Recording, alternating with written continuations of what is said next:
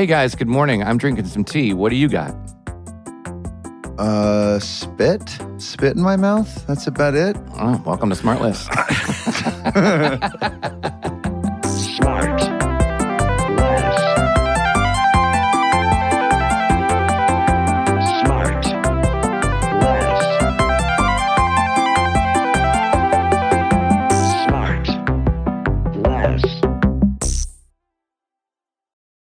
Hey, what do you got? Do you call it a toiletry bag or do you call it a Dopp? Is it Dopp kit? D-O-P? Dopp kit. D-O-P is in Paul? We went through this on stage in front of thousands of people. Oh, I don't remember things. Wait, Yes. what is... Do you not remember? No. We were on tour. We were in Washington, D.C. It was our first night. And we got Sam Jones as a gift, right? Didn't we? I don't remember that part. I don't remember look gifting whose him memory's anything. a little soft. But what does Dopp? Yeah. What does Dopp kit mean? D-O-P. It's German, right? For toiletry stuff. It's German, man. Remember, somebody in the audience yelled it out, and they said it's German. I forget how it came about. Anyways, yes, D-O-P-P, Dopp kit. Hey, why? all right. Go ahead. Go ahead. I was to say, what happens in the morning when you, I'm constantly clearing my throat today. Does that mean I'm sleeping on my... joke here? Guys, real quick, the word was coined by leatherworker Charles Doppelt, who patented the idea of Dopps in 1919 and marketed them locally before landing a contract with the U.S. Army during WW2. And he was a German? Leatherworker, I think he was American. Let's see. Well, it sounds German. More to come next episode. Charles Doppelt, D-O-P-P-E-L-T. Yeah. Now I'm looking at it, too. I also have the internet, Bennett. So... Congrats, guys. It's like when we get back, when we've brought this up before and people go, I did my own research. Like, oh, you've got Google? Fuck off. Yeah, exactly. I know. It takes like 5 seconds.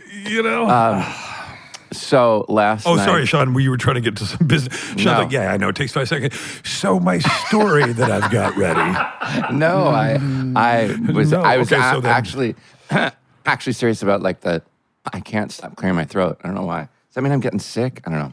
Or do you want to reschedule today's recording? No. It might be the smoke from the Canadian fires.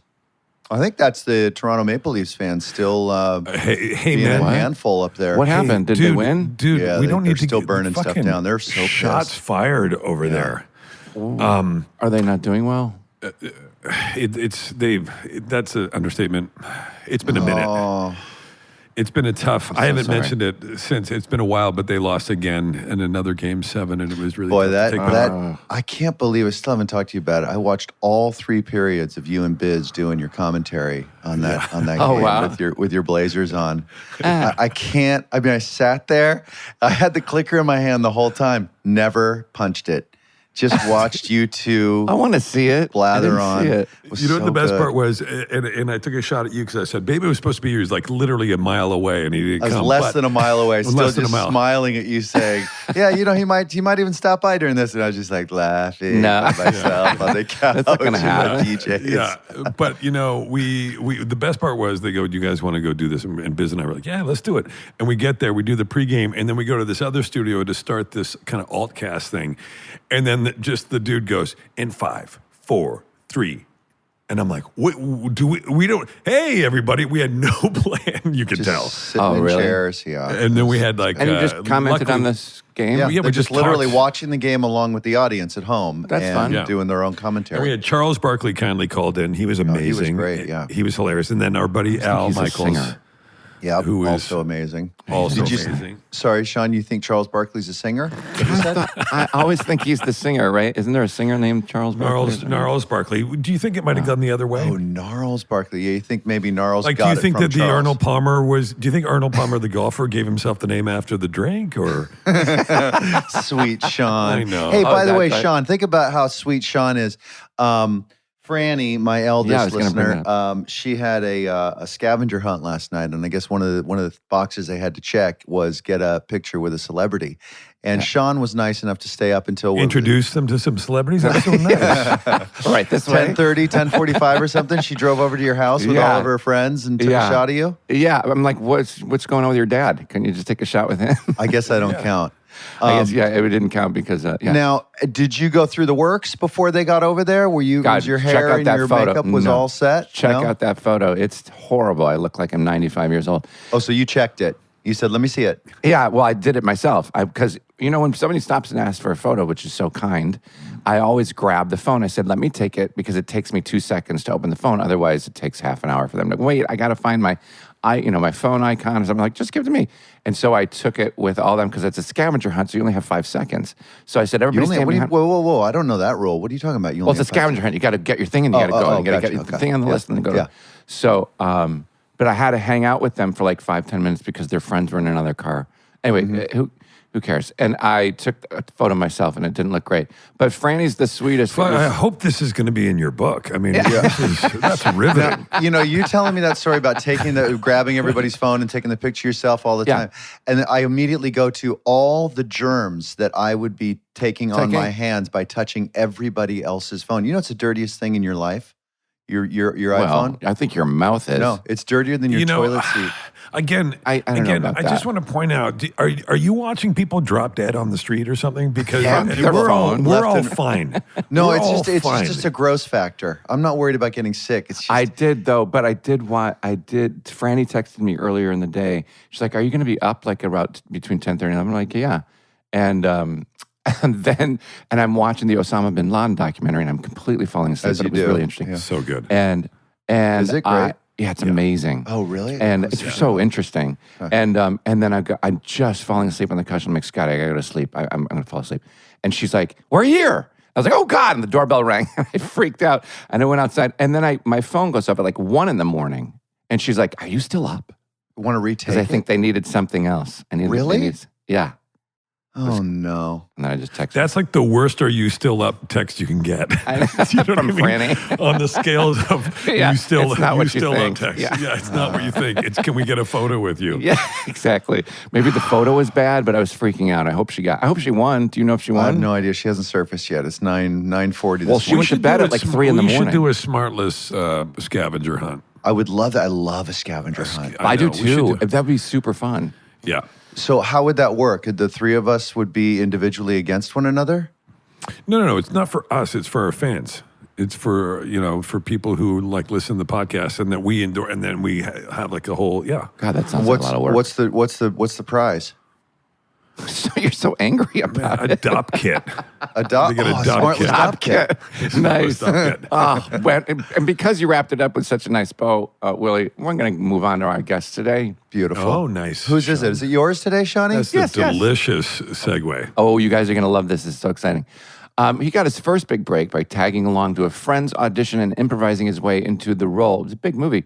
He has such a thick Liverpool accent that fans don't often believe it's real. He used to tear up the streets as a teenage breakdancer. So did I. And he's been punched, stabbed, and screamed at in more scenes than I can count. But somehow he's the most gentle guy in the room. I met him once on his native soil, the UK, and I've been a fan ever since. It's the ridiculously talented and allegedly intimidating Stephen Graham. Hey, Stephen Graham! Hello, gentlemen. Good morning. Look at that sweet face who would beat First the of all, shit out that of was me, I'm sure. that was a world class reveal. It was just so dramatic. It was great. I mean, oftentimes Thank you they're very much. Thank that you. was Yeah. very good. Now, Will, do you want to get started on the Liverpool Football Club No, conversation we're gonna and get it out of the way? end on that. We're gonna end We're on gonna the end on the on it. glory on Liverpool. Okay, because I'm, all right. I'm a massive supporter, Stephen. A massive supporter. So we'll get Snap, to it. Will.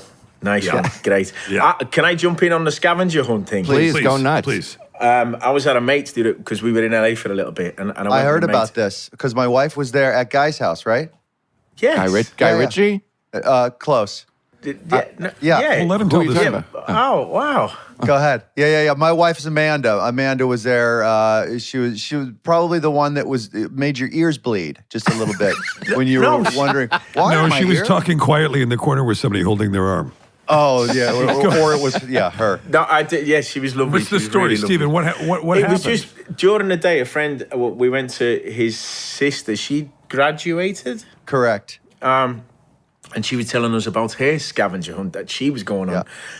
And I'll tell you what, it was a bit risky. Some of the stuff that they get really high points for. I know. Oh, really? Like what? Yeah. Yeah, dangerous. like I mean, eating a bagel off a man's penis. No way. Not risky Back to me me. up on that, Jason. Isn't that true? Jason, did you win that? Did you win that one, Jason?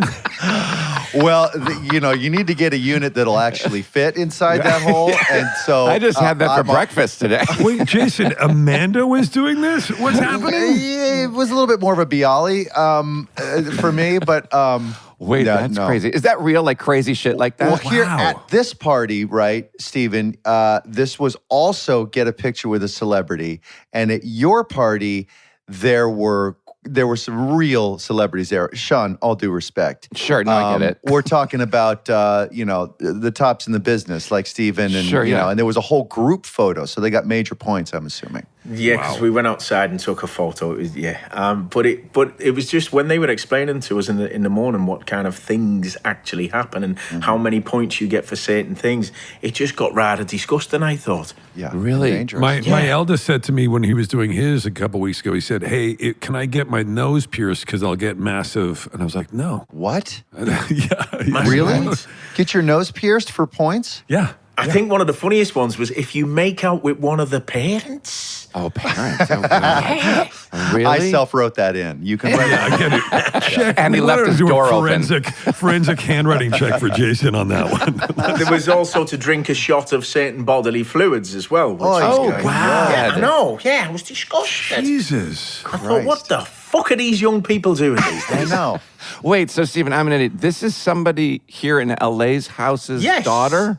No. It was a friend's sister who was telling me about, and got the it. sister was telling us about what it all Wow. was. Yeah. Now, do you have kids, Stephen? I do, yeah, and thank God mine don't do any of this scavenger hunt shit. Well, hang on. Are they old enough yet? How old are they? Yeah. Alfie's 18 and Grace is 20. And so Amazing. you're saying they never did anything like this in high school? We just don't have that kind of behavior where I come from, Jason. I think It's normal. That's normal, Stephen. I don't You're think normal. they're being honest with you, Stephen. Yeah. Jason, I one of the major things my children are is honest. Now, we do the Mooney, which is like stick your ass out of a window. That's as far as we go. Right. Or do you ever do or against a window, which is a pressed ham? Well, yeah, I We used to do that one. that was too. always on a bus, though. That was on a Yeah, bus, on a that bus. one. On a bus, we that was would on do a the bus. pressed With, ham. yeah, you do that one on a bus. That's And then, hysterical. but then the worst thing was you do it, and then the car that you did it to would pull alongside you later on in the traffic, and we used to do that when we go to football with the What would be the name if you press it against the window and you spread it? What would be the name there? Oh, God. Oh, A man. sliced ham. Yeah, there you go. Yeah. Thanks. That's what I'm here for. Stephen, first of all, thanks for being here. By the way, I just found out this morning. I found this out this morning. First of all, congrats on your recent Gotham Award. And thank you. Adolescence is the second most watched show of all time on Netflix. That's No awesome. way. Yeah, That's is amazing. That's crazy. Well deserved. My goodness. What an accomplishment. I mean, Yeah. truly. I mean, and I know you've talked about this a lot because I've seen it out there, and I watched the show. It's fantastic. You're fantastic. Also, the co-creator of the show. Yeah, incredible. Which is no small feat. I mean, for people to understand. They might see the credit and the creator, and you think like, okay, well, he's got that's just another hat. It's the amount of work and thought and years and preparation that goes into just being the creator of the show, and then on top to being in it, and then on top of that, shooting it all in effect live in one shot is so impressive. So I know you've talked ad nauseum about that aspect of doing it, but for people to really understand what it takes to pull off doing an entire episode, each episode of that program live as if it were happening it was happening in real time. Yeah. And not just in one location, but getting into vehicles and moving to different locations. Everything that goes in that, the preparation that must have gone into that. When you came up with the idea of the show, was that part and parcel with it? Was it like, we're going to do this show, tell this story, and we're going to do it this way? Well, to be honest with you, Will, we did the whole thing kind of began with me doing a favour for a friend, actually. My mate, Phil Barantini, he was an actor, and he just, one day he just phoned me up and he said, look, I really want to direct. Would you help me out and be in a short film? And I said no.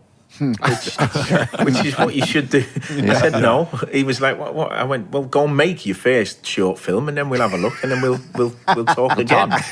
Good for you. I don't want to be part of the experiment. But of course, but it's also, Jay, it's that kind of like, well, show me what you can do first. Exactly. Yeah. So he did. He went and he made this beautiful. But also though, he was asking me if I would play the trainer to a boxer, and the lad who was going to play the main role was a boxer and an actor, and I said, well, doesn't Robbie have a trainer? And he was like, yeah. I was like, well, just use Robbie's real fucking trainer. Right. And he was like, well, I went, because he knows what he's doing. I said, has he got a good face? He went, yeah, he looks great. I went, well, cast him then. Yeah. And he's like, I got shit to do. That's a really good idea. I was like, yeah, just use him. They've got a relationship. So he did. Anyway, and it was really good. But to get to the point, Matt, who he'd met, the DOP, had this glorious idea of doing a short film in one take, but setting it in a restaurant.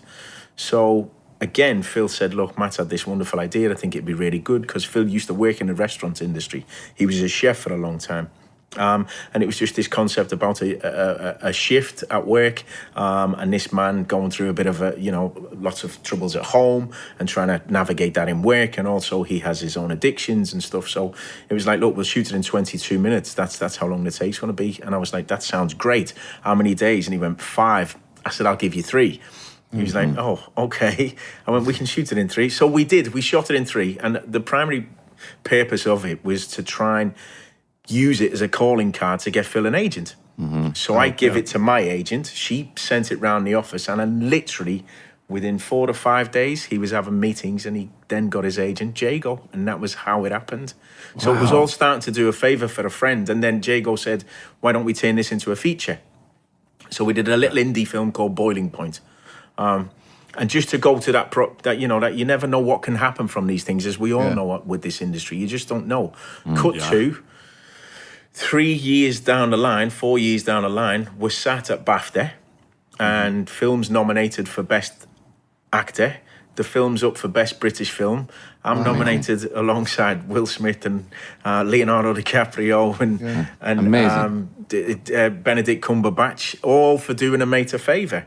Wow. And so we had proof of concept with that particular piece. Sure. And then we were asked if we would be interested in turning it into a television show. And that's basically how it all began.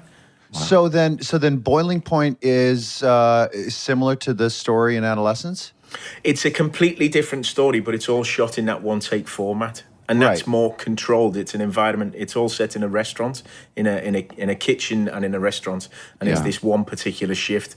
And I think the film is an hour and 15. And the thinking behind the creative effect that you guys were aiming for by having it all intact in one take and not distracting the audience with any cuts whatsoever or coverage or anything like that. Was what? Did you guys ever kind of put words to the purpose behind only one take, aside from just like the incredible rush, the creative challenge of that? I think that was it. Basically, Jason, to be honest with you, it's that kind of trying to grab the audience's attention straight away. Look, and you have kids, I have kids, and we live in an age where I don't know if we'll be watching a film, but yet they're still looking at the phones. Yeah, right. And it's kind of like, put that down, we're trying to watch a film in many ways, do you know what I mean? So it was that wanting to grab the audience's attention, but also make sure that it wasn't just a gimmick shot, and hopefully, that's what we achieved. But the movement of the camera perpetuates the story. Yeah. So there's kind of like little things that we came up straight away with. Matt decided that we could never just move the camera when it doesn't have a purpose to move. Sure. So what that does then as well is that kind of helps you, it's like we all jump on a train and then we don't get off until we finish. But for people to appreciate, and we all sort of work in this medium so we understand, but to really appreciate the difficulty, not just the closing of the roads, not just the hiding crew in camera and all that kind of stuff, but the light changes, for instance. By the way, there is that. Am I wrong? Did I imagine it? There were light changes when your son the actor's name is it Owen? Owen Cooper, yeah. Owen Cooper, who's brilliant. Fantastic. Owen Cooper, when he gets moody, did the light darken in those moments? Am I right about that, or is that obvious? Or no, that was really that was very subtle, and that was also a decision that Matt kind of made right at the very beginning. There's moments where it does subtly change, and Phil wanted that concept, that psychological aspect of it just changing slightly dramatically within the scene. But thinking Was that a about light- changing that, yeah, Was that a lighting cue or was it an iris ride? It's a lighting cue, kind of. It's a lighting cue within the police station, within the cell when he's brought into the cell. think about that, JB. Think about making that call. So you're doing all that stuff. You have all these different, and then in the moment, you got to get it right. And there's basically a lighting cue in the middle of it. There's so many elements happening at once. The logistics. Yeah, the logistics. Yeah. We'll be right back. And now back to the show. And so the obvious question, which I had, how many takes did you do? And I'd be so afraid to be the one to screw it up. Well, the beauty of it, and it was also, it was beautifully written by Jack Thorne, our wonderful writer, who constructs the human condition so beautifully and so amazingly.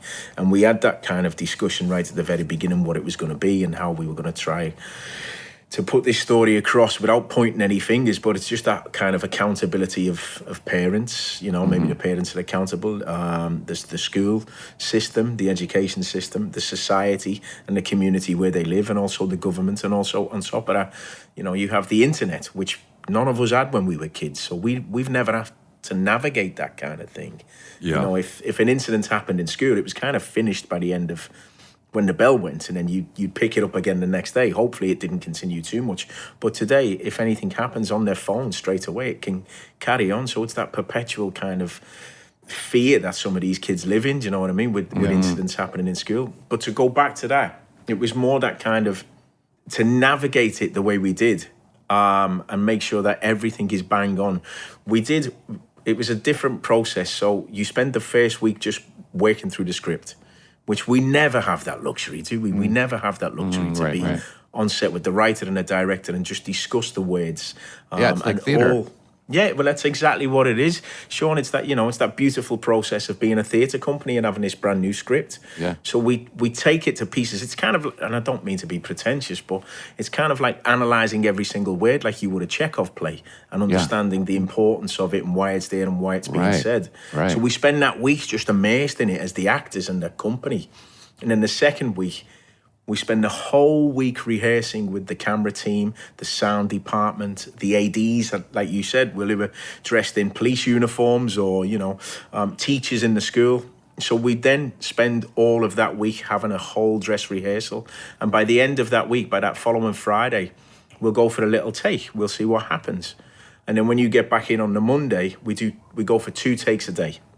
So you do one in the morning about 10:30, have lunch, reset, and then come back again in the afternoon. So it's a beautiful experience. So ultimately, we were looking at hopefully trying to get 10 takes by the end of the week. Wow. But episodes 2, 3, and 4 were all the final take of each one. Oh, so wow. It was that final Friday. So I think episode 2 was take 14. Wow. Mm-hmm. And it was the only time that the drone actually got attached to the camera got attached to the drone. It flew up. I don't know if you remember that in the school where it flies up in the air and then it comes down and then it gets taken by the camera department and it comes to where I'm stood with the flowers. Insane. It's insane. Now imagine that though, Will. This is, the wind had been shit, so we didn't have a take at all. So it's the final Friday afternoon and it's all going great. And I'm sat in the van. Being an executive producer, listening to Sarah on the radio, okay, go. So we've got the kids coming out the thing and I'm listening to it all and it's like, okay, that's good. And then it's like, okay, drone's attached, the drone's up. And I'm like sitting there going, okay, so the drone's up. And then I see it and I see the drone. I'm like, oh, wow, okay, so the drone. And then I see the van coming round the corner. I see all the fellas jump out the van. I see Matt run over as the drone. They catch the drone. Matt takes the camera and then I go, oh shit, I'm in it. Oh my God. And then your headphones off. And I remembered I was in it. And I've grabbed the flowers and composed myself. And then I've opened the door and got out. How about that? And we managed to get that take. But the picture went off when the drone was attached. So everybody back at base had no idea that we'd completed the scene. Right. They were just holding their breath. They were just panicking. Yeah. Yeah. They didn't know. That's wild. It's so, I mean, just aside from just all the logistics, the sequencing and all the planning and all that stuff, the fun of that and the excitement of that, but specifically for this subject matter and the way that the scripts are constructed and this linear storytelling, it's A goes to B, goes to C, goes to D, and you're, as you said, on a train, and you never get off. You're never tapped on the shoulder by an edit and knocked out of your trance. You're staying in this one shot, and you're stuck in the best sense of the word, and you can't stop watching, and it's so propulsive, and it's such a perfect concept to use this device with. But JB, and I'll add to that, which is that I think that linear storytelling is something that we kind of take for granted and we sort of try to get away from and try to dress stuff up. And there is something because of the way that you told it, and there is no cut to distract you, but also because it's happening in real time, you feel less like you're watching it and more like you're in it. Yeah, exactly. Mm-hmm. Right. And so it's much more immersive in that way. You feel like do you know what I mean? You're not. It's not performative. It's not something that you're not observing. You're actually in it. Yeah, and given the subject matter, like, it's very visceral. You're so affected. It's like you just step on the audience's neck and you don't get off. It's outstanding. Thank you very much. They're lovely things for you both to say. That was kind of one of the things we thought of at the very beginning. And like I say, Jack's one of my favourite writers of all time. He's a wonderful man. I've worked with him 6 times.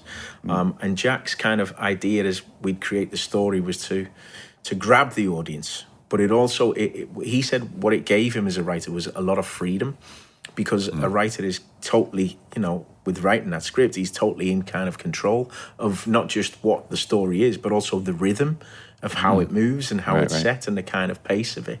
Yeah, the music of it. And then you're just amazed, like you said, it's that kind of voyeuristic element.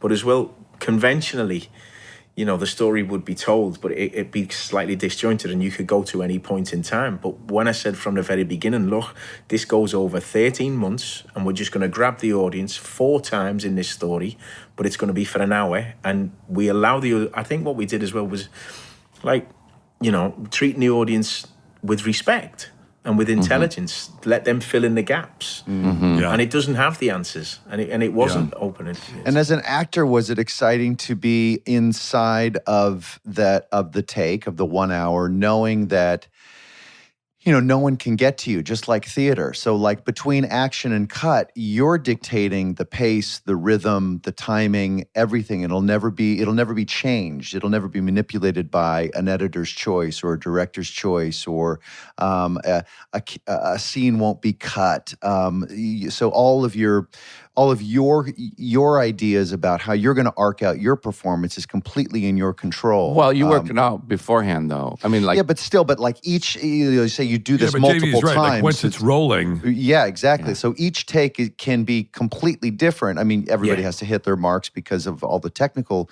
sequencing, but there's just performance stuff is going to be married to this particular version of this episode. This particular take will always be, my reaction to her line is always going to be that. It's not going to be taken from take 2, married to her reading in take 7. Like it's all unique to that one piece. Completely. It's kind of cool. Yeah. Yeah, you've hit the nail on the head, because as we all know, when you perform, we're not in control of the choices that get made. Yeah. Which we all understand, and that's like great. Frankenstein. Yeah, amazing. Completely. They take the little bits like you just perfectly described.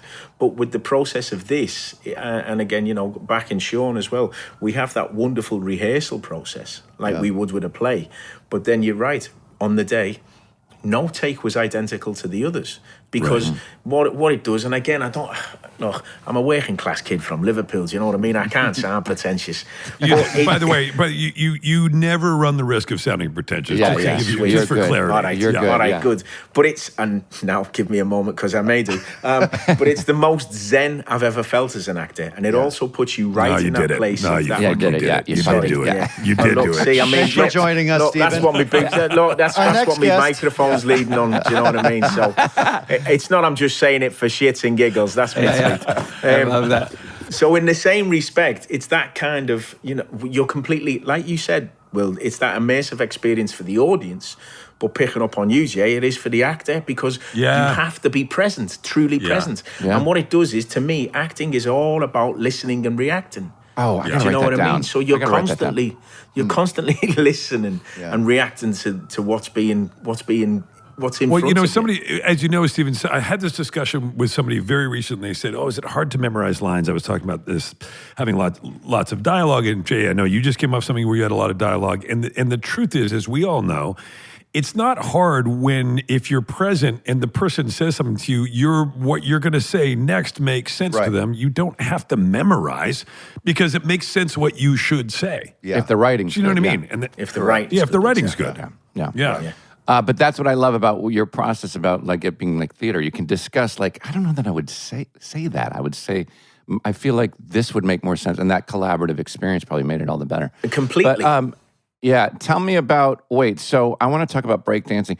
First of all, what's Scouse? Scouse is what? What's Scouse? Is that Scouse is like a terminology for the particular type of person who comes from Liverpool. We have it's different... like a subset of.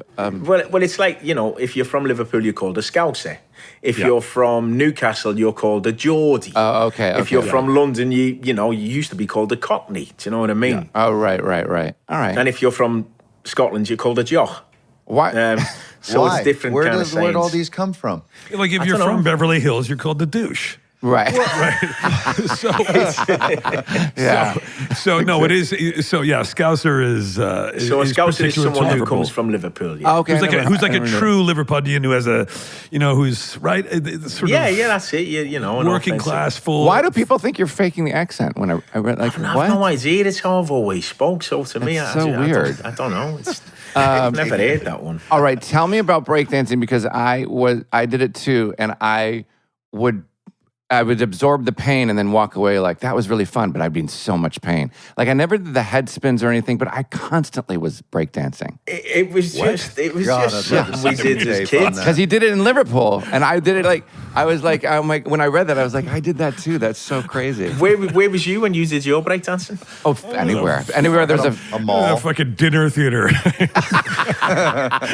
anywhere there was a piece of cardboard, I would just go watch this and do the. Well, worm.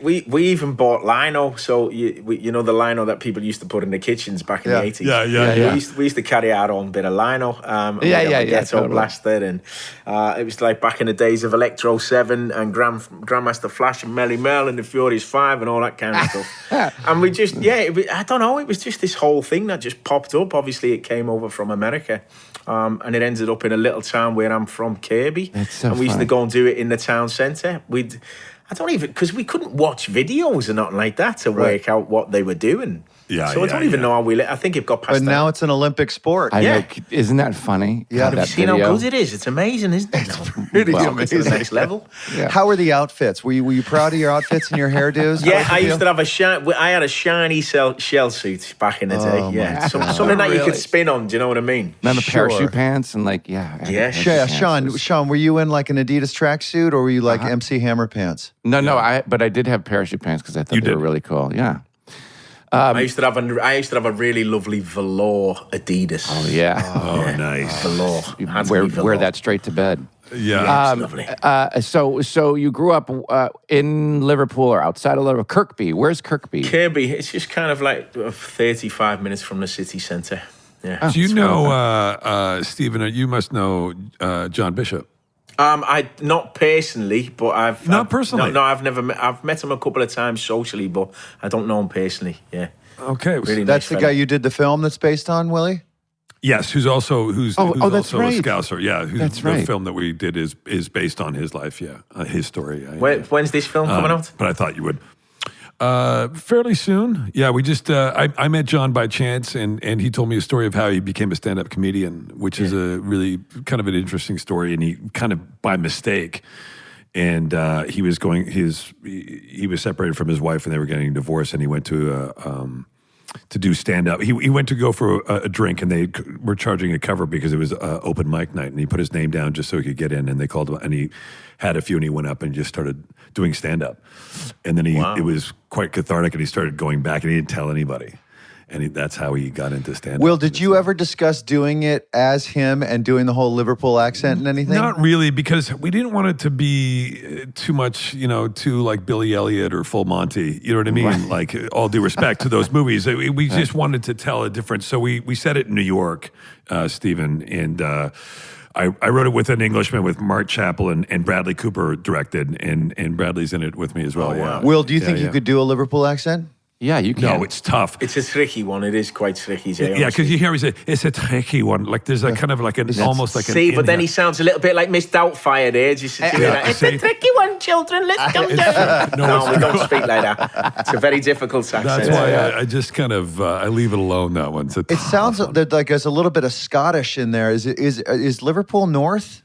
Yes. Yeah, it is. And it's kind of, I think it's an amalgamation of Irish, Scottish, but also kind of because of the docks and the pollution, it's kind of to do with nasal and throat kind of extractions or whatever. Do you know what I mean? Will's got that There's down. a science behind it.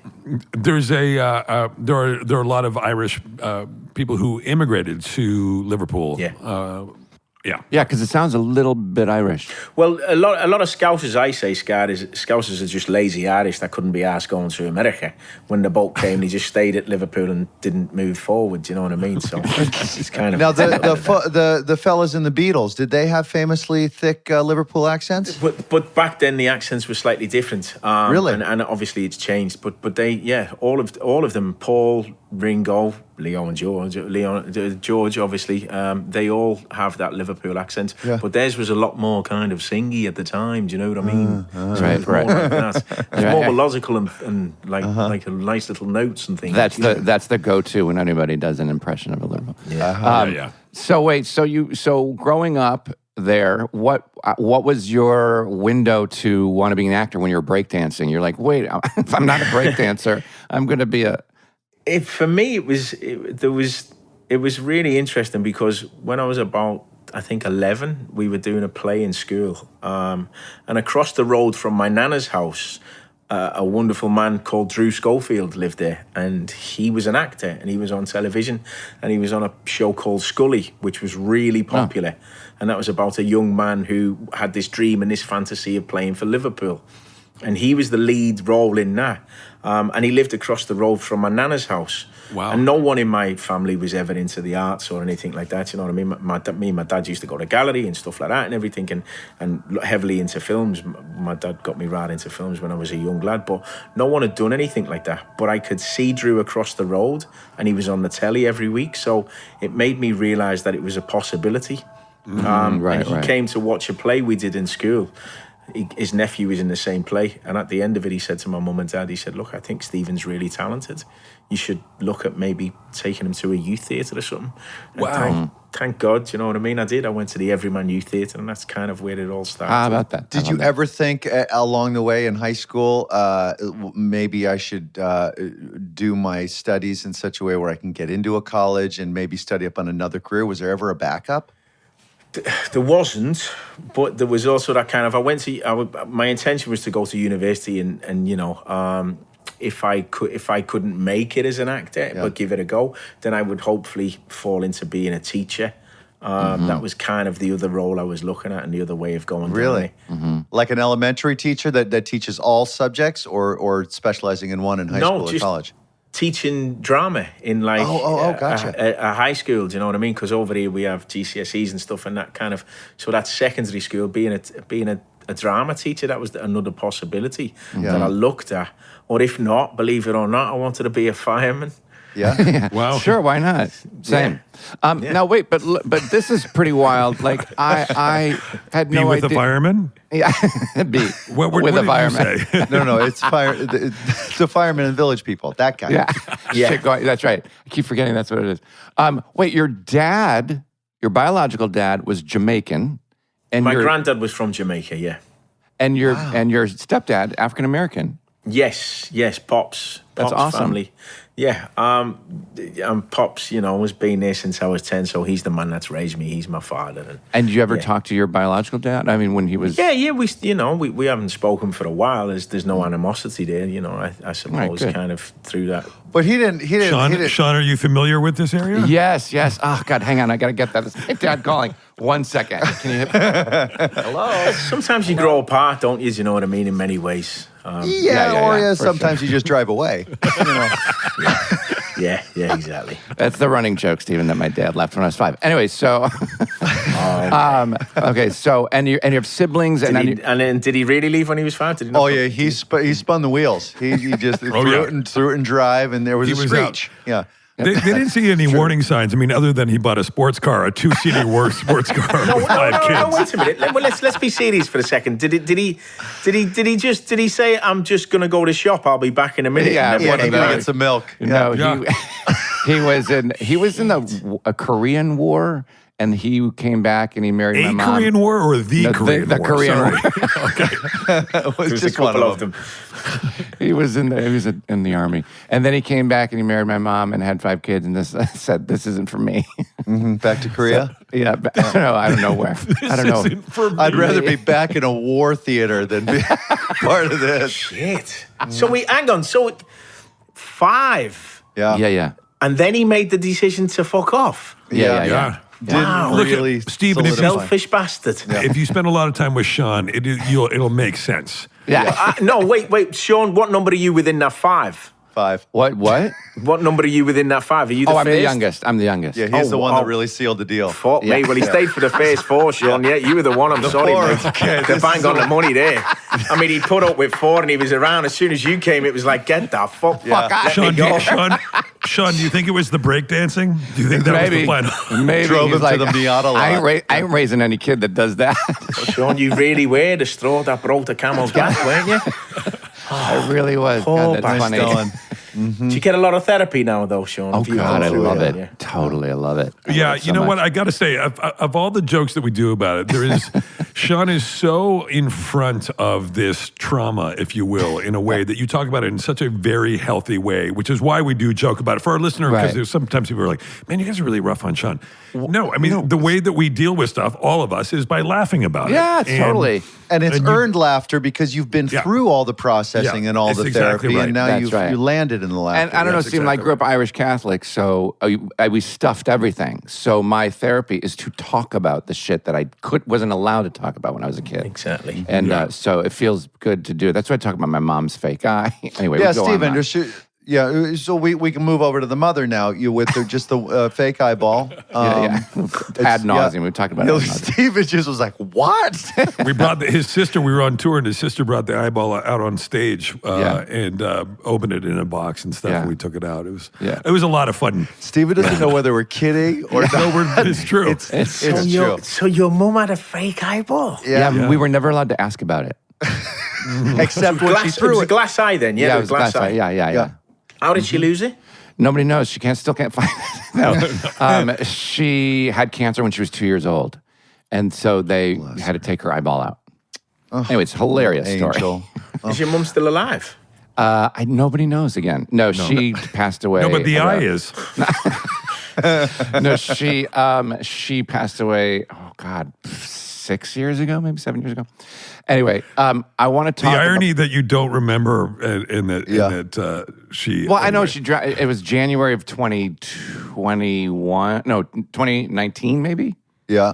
Yeah. Yeah. But look how well balanced you are. Look I at know, you whatever are. it is. It's You do. yielded a Mess. nice young boy. No, You're no. not a mess. I mean it. The way that you talk about it, that you're so open about it, and that you have come out the other side, as JB said, and done all the work. It is very healthy. Well, and it's thank you. That's inspiring. very nice. To be honest, it is inspiring. We'll be right back. And now back to the show. Wait, so you had brothers and sisters growing up, yes? And were they interested in what you did or no?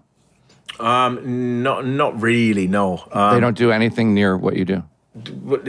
My life's very complicated because with that biological father, similar to yours, he went off and he had 4 children to 4 different women. Wow. So, Wow. yeah.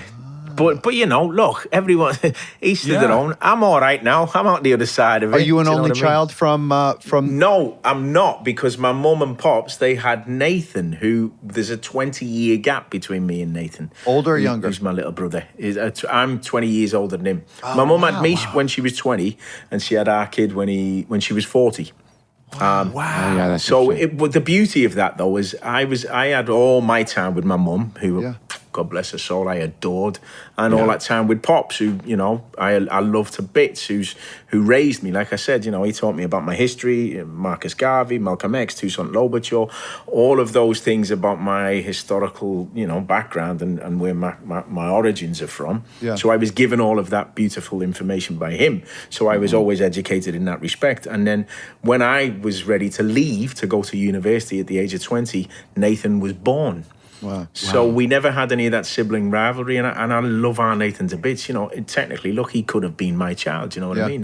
That kind of thing. That age difference is there, but it's a wonderful relationship I have with Nathan, and it's a beautiful relationship I have with my dad, who's there for my kids massively. I love that expression, our Nathan, that you get. Like my friend who grew up in sort of the West Country, they say like our Mark. Yeah. I love that. There's something really endearing about it. Endearing And it's just quality. sort of the inclusive of it. And it's Sweet. It's I quite mean, my lovely. dad. And also- Sorry, just to pick up on that point as well. When I was about 14, and I said, I think I really want to be an actor. Dad was like, all right, come on, let's go. And I was like, what? And he was like, do you want to do it properly? And I was like, yeah. So he took me to the video shop. Remember the old-fashioned video shops? Yeah. Where you go, Yeah. It's like a library. Yeah, Blockbuster Video. It was before Blockbuster even. This was just the the local independent- video shop, just the little one, okay. the little independent ones. Okay. And we went in and we looked, and he picked these 3 films. And it was, he picked The Deer Hunter, The Godfather, and Taxi Driver. And then we went home and he was like, right, we're going to watch these. This is how you do it properly. Let's watch these films. And we spent the whole weekend rewatching those 3 films. Which is your favorite from those 3? That's a tricky one, isn't it? I love The Deer Hunter, if I'm me honest. too. I love The Deer Hunter. Yep. yeah, It's it's a not masterpiece. I love that. And then when you were in your 20s, you were in 14 years old, you said you wanted to be in. And 6 years later, you're in Gangs of New York with Martin Scorsese. I mean, Yeah. that's Yeah, crazy. which That was so Well, fast. Another incredible film. Yeah. mind-blowing as well to be a part of. Yeah. What was that like from the moment that you knew that it was a project that was happening to getting an audition to being there? Can you Well, walk us through that? it was. I got the call from my agent and said, right, we need you to come in and do a read and put yourself on tape. And so I went into London and I met Ellen Lewis, who's wonderful. We just had a really lovely time, and I read these couple of scenes, and then I went away. And it was one of them, where you don't hear for like 4 or 5 weeks later, and you kind of go, it's over, there's no chance. So as a job, an actor and a young lad, I had to go for this. We've all done it, lads, let's be honest. I had to go for this bag of shit audition. Yeah. And I really didn't want to go. It was fucking awful. Yeah. But I'm on the train, I'm sweating, I'm on my way into London. You got to pay the rent, haven't you? You got to eat. Yeah, sure. Yeah. So I'm there and I'm like, and I'm going through this fucking awful script. And I'm like, okay, all right, yeah, having a coffee. And then the next minute, my phone goes. And it was my agent, Jane, and she said, are you sitting down? I was like, yeah, I'm sitting down. She went, right, okay, you've got that part in Gangs of New York. I was like, what? She went, yeah, they came back today. You've got to fly to Italy. Say this was Friday. You've got to fly to Italy on Monday. Marty wants to sit down and talk to you and go through the character. And I was like, what? And I was made up. God. But then the best bit was I went, does that mean I don't have to go for this audition now? Yeah. Then? Yeah. She went, no, you don't have to go for that. I was like, thank fuck for that. And so then I flew out there and we met and it was wonderful. And it was just a wonderful experience. And Yeah, that was that's when I great. became friends with Leo as well. That's when we Yeah, first Leo. met. And there was some story about a golf amazing. cart or something. We rode a golf cart around the set. Yeah, I tipped a golf cart over and I nearly broke his leg. Yeah. Oh, okay. Yeah. Yeah, you can get really messed up on those things. Yeah. Yeah. that you don't realize. They're dangerous. I think that if you go to my Wikipedia page and you look at my filmography, Stephen, they all fall under the category of you have to pay the rent. Just for what it's worth. Okay. Well, and then this is wild. So one of the 3 movies you mentioned was The Godfather, and then you're with Pacino, in The Irishman. Well, can you imagine that phone call to me dad? I mean, that's incredible. That's incredible.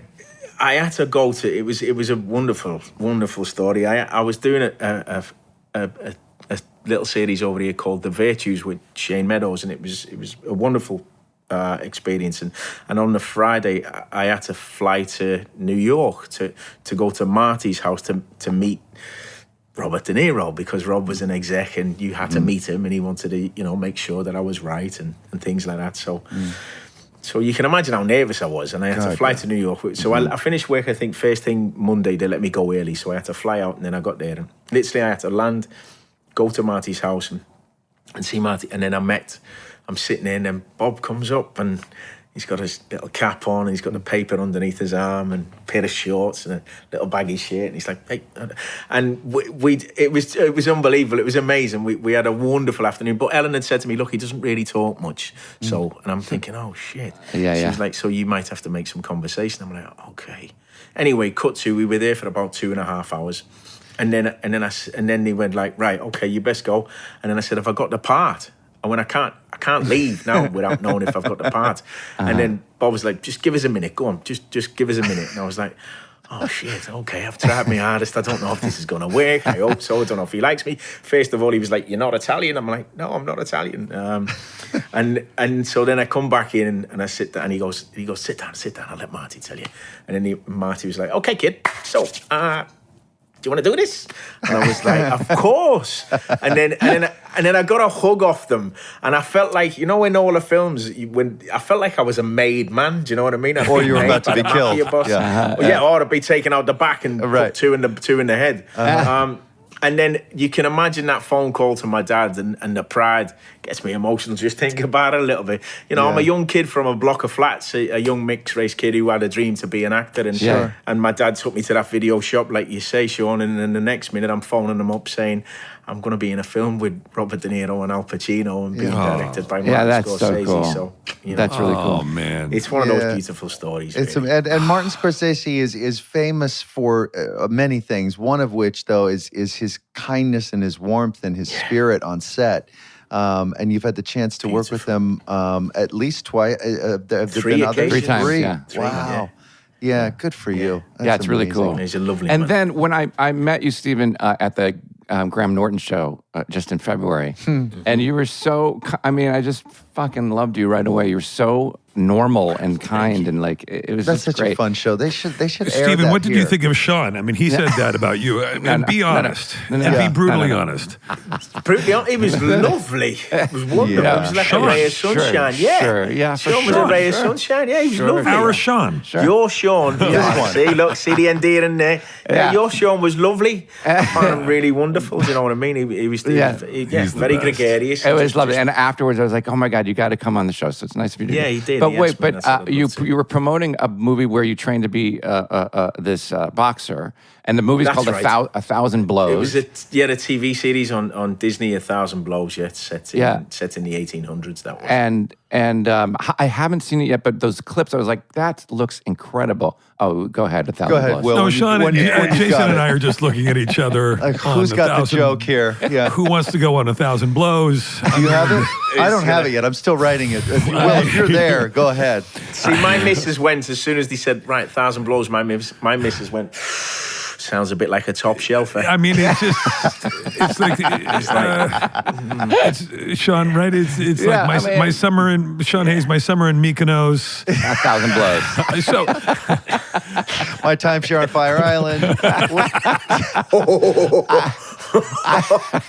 I imagine it's different than that, Stephen. Yeah. The movie. are you? Did you train? Did you train as a fighter? Yes, I trained. Oh, sorry, you're asking him. Sorry. Yeah, I did. Yeah, I did. Yeah, I did, Will. Yeah, I did. I did a lot of boxing, shitloads of protein, and it was great. I had 6 months and I got into the best shape I've ever been in. Yeah, I mean, you're very young. I mean, you're not 20, but you're still pretty young. But I'm 51. Yeah, to do all that training at 51, that's crazy. Like you were you a boxing fan, or are you? Yeah, I've always been a boxing fan. Yeah. And how do you feel about where boxing is now? Or have you transferred over to UFC, or are you still a purist with the boxing? I like UFC. I'm not 100% on the kind of look. It's attracting audiences. I get that. I understand that. Yeah. But I think it's gone a little bit sensationalist now. Yeah. And so kind of, I'm more of a fan of the pure art of pugilism, do you know what I mean? And the belts. Yeah. And I feel like the belts are important, and to be number one in the world or a world champion is an important thing to be, do you know what I mean? But I'm gonna say something that's maybe unpopular, which is that my problem with the sort of the MMA in general is that there is a, to me anyway, there is a kind of a darkness around it that I find, around the culture of it that I find almost really a bloodlust. Puts me off. Yeah, there's something about it. Boxing, you get that is the sort of the purity, right, of the sweet science, or is that what they call it, right? And the sort of the art of it. And of course, there's a ton of art to MMA, and I'm not disparaging what the athletes do, but the sort of the culture around it. To me, there's a sort of a darkness to it. Just me. I mean, starting with them doing it all in a cage. Yeah, it's like the optics of it, but it's still it's really fascinating, and it's the multiple disciplines. Exactly. Inside that cage too is kind of cool. So I'm conflicted on it myself. Yeah, and to me, though, one of my favourites is Paddy the Baddie, who is also a Scouser. And he's great. He's fantastic. No, do you guys know this guy? He's so funny. Yeah. Is he a boxer?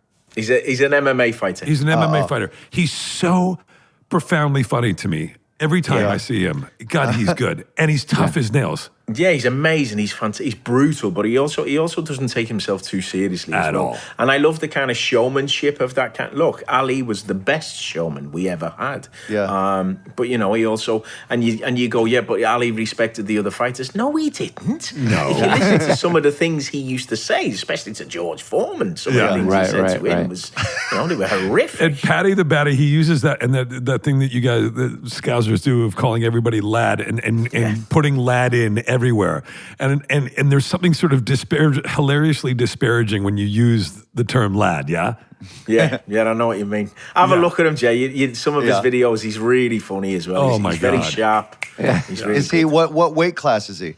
I'm not too sure. It might be lightweight. Oh yeah. Yeah.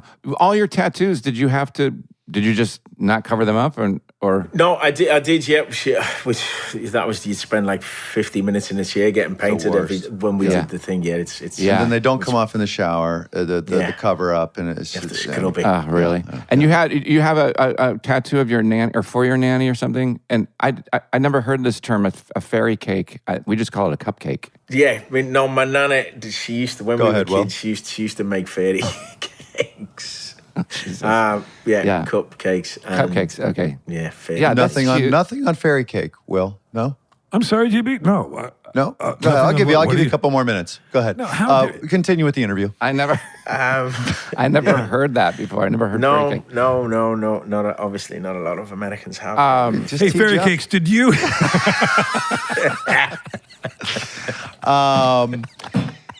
So then, what is when you're not doing these incredible projects, Stephen? What is something? What is your primary hobby? It's not. I bet it's not boxing.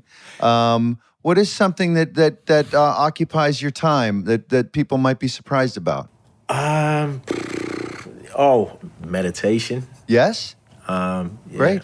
Meditation. I love that. I'm constantly trying to learn how to do that without falling asleep, because it's right on the edge. No, he's bang on the door. And you may laugh, but that's the key. Yeah, the key is not to fall asleep. There's a wonderful practitioner called Muji.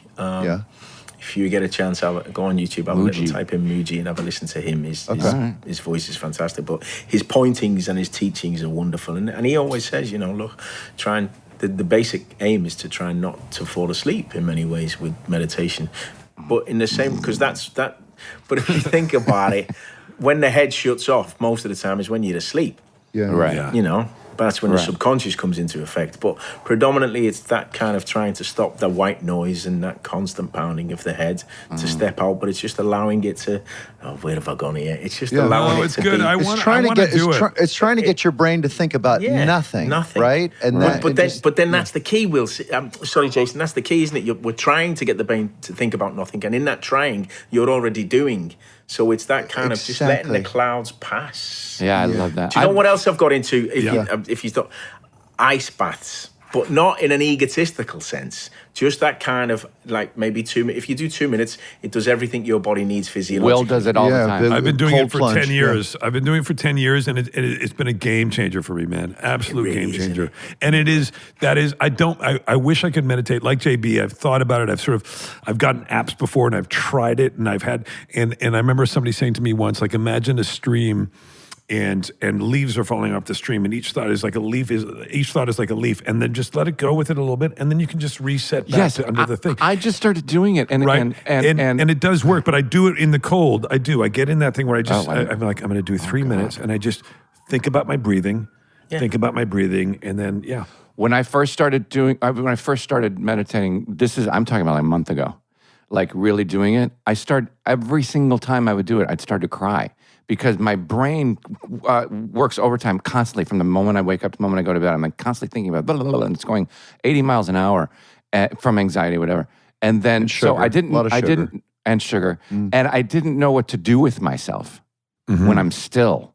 Yeah. So I would just start welling up, and I was like, but now I'm not anymore.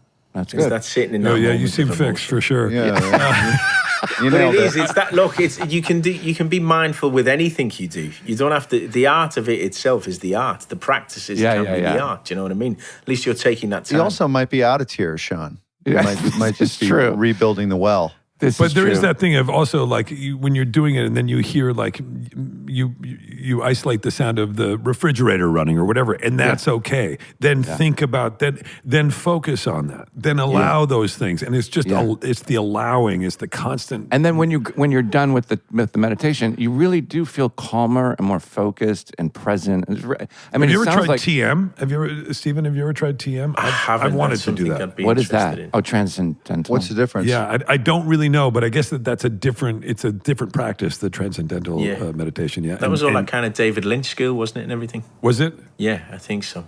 Stephen, we've taken up way too much of your time. Thank you for being Not enough of your time. God, I could talk to you forever. I know, I love you. I agree. Where are you right now, and what are you going to do the rest of the day? I am in New York. We got here on Monday, and then Seth Meyers, I think we're doing this afternoon. Yeah, sure. Right, later on, and then I'm going to go home. And to answer your question as well, Jason, my family is my favourite thing to do in the whole world. I'll bet. I feel very blessed and I'm very lucky, and I'm full of gratitude that I have the most amazing wife and two gorgeous kids. I love them to bits. Yeah, that's so great. I love that. It's a blessing. Well, we love you. Thank you for being here, Stephen. Yeah, thank you, Steve. Big huge fan. fan. Yeah, huge fan of yours, man. Keep going. Keep going. Yeah. Thank you. All Thanks, right, Alan. my friend. Thanks for doing this. How do they say goodbye in Liverpool? I don't know. Ta-da. Ta-da. Ta-da. Right. I never heard of that. Ta-da. Ta-da. All right. Ta-da. Enjoy the rest of your day. See you, bud. You too. Take Bye, care. pal. Thank you. See you later. Bye-bye. Bye. Bye-bye. Sean, what a guest. I love him. Yeah, I mean, what a when I sweet met him, man. when I met him at the Graham Norton show, I was like, oh, I totally know Stephen Graham. Like I know his work, but I didn't. You never know how anybody is, and I met him. We ended up just talking, and I'm like, he's such a great human being, A nice spirit. Great vibe. yeah, and so talented, and so many things that we all know. You know, so many big movies and TV shows, and Yeah, everybody. he's been a really high level character actor for a long, long time. Like you'd probably like if you like put one of your favorite movies on you haven't watched for a while, you go, yeah, oh, there he is. There's Stephen Graham. Yeah. What another great example we were talking about recently of somebody who had talent, didn't come from an environment that was conducive to making his way into showbiz, and had a mentor, had somebody who said, hey, this kid's great. Right. He should go here. And just another, Yeah, we've talked about it before. You need that next stage of people that believe in you after your parents. Yeah. Yeah. Yeah. I'm still looking. I know. Sean, Listen, I I'm believe in you. Sean, look at me. I'm looking at you. Hey, Yeah. you're great. Oh, no, Thank your you. eyes are crossing. Your No, eyes are I'm trying to crossing. find you. I'm trying to find you. Jason. Here we go. Jason and Will, I ordered. Remember when I told you I was in Ojai? Oh my God. You know what the worst part is? It's just the fucking, it's his face. Yeah. So I'd listen, love to watch you change lanes on the highway. You must put your car into a 4-wheel slide when you do it. I'm still laughing at. So Fairy Cakes, listen. So no, I really did order some when I was in Ojai last weekend. I Really ordered did. some tea, and it was hibiscus tea. Yeah, okay. Yeah. So the opposite of hibiscus tea would probably be Chamomile? Are you trying to get us to say hibiscus? hibiscus. Yeah, yeah. Well, that's not a thing. That's not a word. Well, we do that Oh, my sometimes where it's God. not the thing. No, sorry, Jay. I deciphered that. I mean, we almost needed the Enigma machine for that. Yeah, to try I to was nowhere decode. near. I can't believe you got that. I was nowhere near that. Hibiscus. Okay, let me do another one. We know what we just planted in the you got backyard. it. Did you see him click the file? This is what you, know, do I during was the in- day. I was in the the backyard and we planted some hydrangeas. Okay. Okay. And so after we were done and I walked away, I said, Bye, Drangers. that one's not bad. Jesus Christ. Sorry, listener. We'll see you next time. Smart. Less.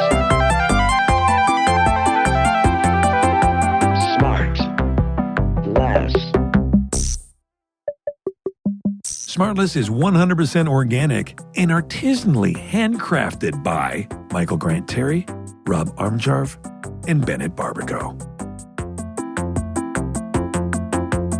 Smart. Less.